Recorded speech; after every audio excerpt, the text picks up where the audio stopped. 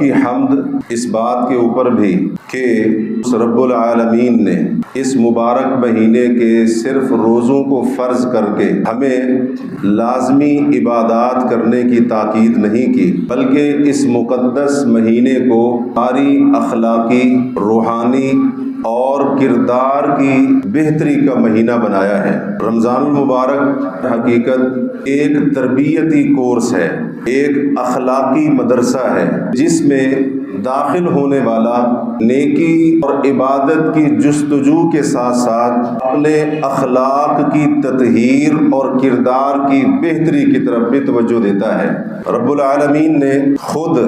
اس کے روزوں کی فرضیت کا مقصد لعلکم تتقون کہہ کر بیان فرمایا، تاکہ تم متقی بن جاؤ، تمہارے اندر تقوی اور پرہیزگاری پیدا ہو جائے۔ تقوی دراصل ایک ایسی باطنی،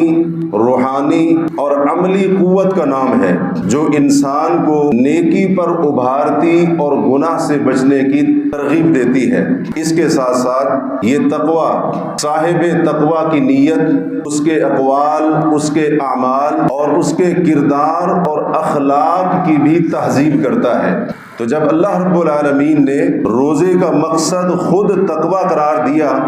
تو اس کا مطلب یہ ہے رب العالمین یہ مہینہ عطا کر کے اور اس کے روزوں کو ہم پر فرض کر کے